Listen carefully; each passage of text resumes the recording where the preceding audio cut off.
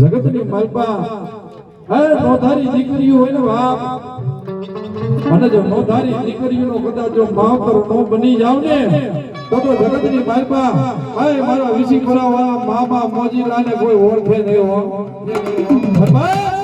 મારી દીકરી કદાચ મને આવડું પાડે